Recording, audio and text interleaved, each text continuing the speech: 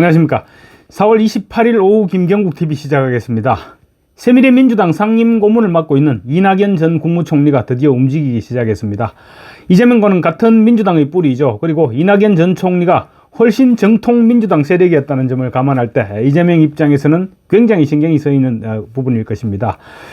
이 전 총리는 오늘 SBS 기자와의 통화에서 대선 후보 등록을 위해 실무 준비에 착수했다고 말했습니다. 이 전 총리는 반 이재명 빅텐트의 핵심입니다. 누구보다도 반 이재명을 강하게 외치고 있는 이낙연이 대선에 출마하게 되면 완주 여부와 무관하게 이재명에게는 치명적이 될 것입니다. 어제도 말씀드렸지만 이번 대선은 49대 51의 싸움입니다.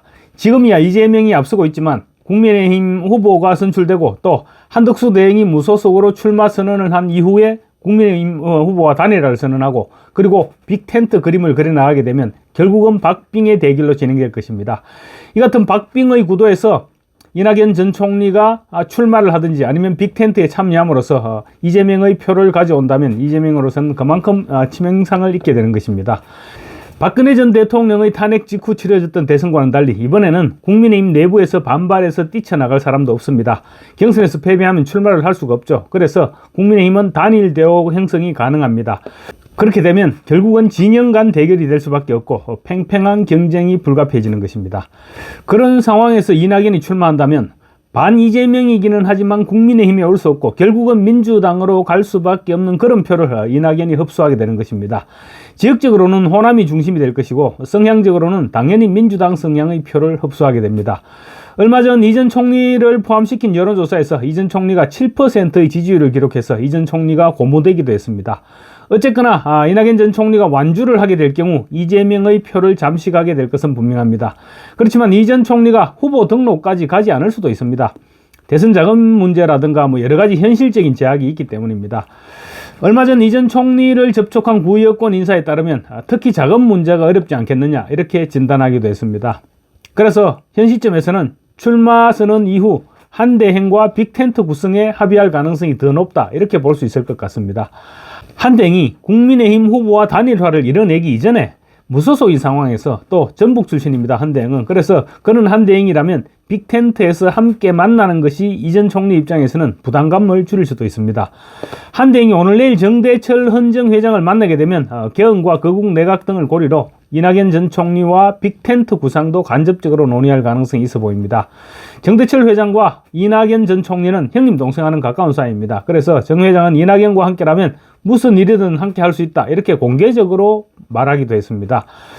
이낙연 전 총리는 얼마 전 구여권 인사를 만난 자리에서 빅텐트 참여 가능성을 강하게 시사하기도 했습니다. 그래서 정대철 회장이 한대행과 이낙연 전 총리의 연결고리가 될 가능성이 제기되고 있는 것입니다.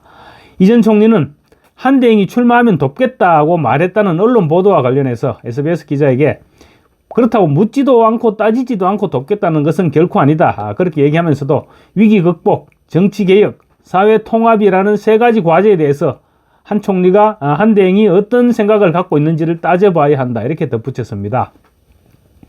한대행은 출마를 선언하면서 임기 단축 개헌 및 거국 내각 이런 부분들을 천명할 것으로 알려지고 있습니다. 그래서 이 전 총리와 충분히 뜻을 함께 할 수 있을 것으로 그렇게 전망할 수 있을 것입니다. 한대행과 이 전 총리가 빅텐트에서 만나는 그림을 그려낼 경우 대선 판도는 또 한 차례 출렁이게 됩니다. 오늘 오전에도 방송해 드렸지만 호남에서는 여전히 이재명에 대해서 마뜩찮은 반응이 터져나오고 있습니다. 심지어 아시아투데이 여론조사에서는 이재명의 선거법 위반 대법원 상고심에서 유죄가 선고돼야 한다는 응답이 호남에서 무려 30%로 집계됐습니다.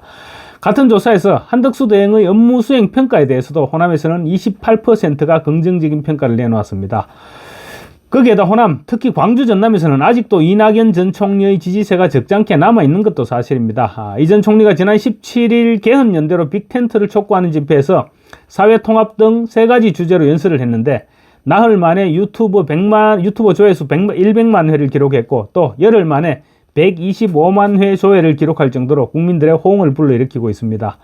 이 전 총리가 후보 등록을 하고 완주를 하든지 아니면 한대행과 빅텐트에서 만나든지 제 개인적인 생각으로는 빅텐트에 합류할 가능성이 훨씬 더 높을 것으로 보지만 어쨌거나 어떤 경우든 이재명에게는 치명상을 입히게 될 것임이 분명합니다.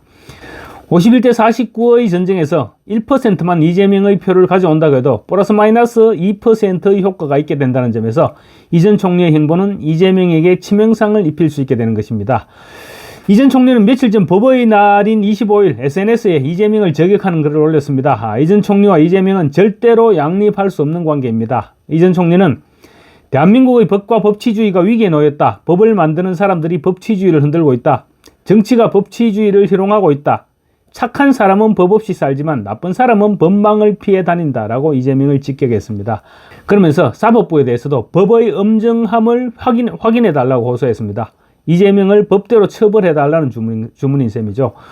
그러면서 또 저도 매의 눈으로 지켜보며 대처하겠다라고 말했는데 아마 대선 출마가 그 대처 방안이 아닐까 생각됩니다. 이재명은 어제도 사법부를 아예 무시했습니다. 후보 수락 연설을 하면서 자신의 범죄 행각에 대해서는 단 한마디의 반성도 없었습니다. 뿐만 아닙니다. 대법원의 상고심 재판 결과가 조만간 내려질 것 같다. 이렇게 기자들이 질문하니까 그런 걱정은 내일 교통사고가 나지 않을까 하는 걱정과 똑같은 내용이다. 이렇게 얘기를 했습니다. 자기가 지은 죄에 대한 처벌을 전혀 걱정하지 않는다는 말입니다. 사법부를 아예 무시하는 그런 발언이죠. 마치 사법 리스크에 내몰린 이재명은 자신이 아닌 다른 이재명이라는 그런 투의 얘기였습니다. 이재명은 오늘도 두 얼굴을 드러냈습니다. 내란 책임을 묻겠다는 입장에서 전혀 변화를 보이지 않으면서 국민 통합을 외쳐댔습니다. 이재명은 오늘 동작동 국립묘지를 참배했는데 이승만, 박정희, 김영삼 등 전직 보수 대통령들의 묘역도 함께 참배했습니다. 그런 후 박태준 전 총리의 묘역도 참배했습니다. 박 전 총리가 DJP 연합의 3파 역할을 했던 만큼 국민 통합을 강조하는 의미로 참배했다고 말했습니다.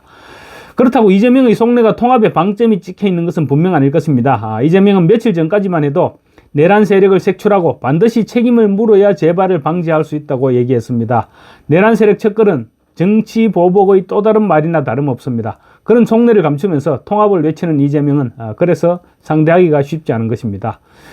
반 이재명 세력이 완전히 하나로 똘똘 뭉쳐야만 이재명을 이길 수 있는 것인데 이낙연은 빅텐트의 활용 점정이라고 할 수 있습니다. 한덕수 대행과 이낙연 전 총리와는 아마 조만간 좋은 소식이 들려오지 않을까 이렇게 기대해도 무방하지 않을까 생각됩니다.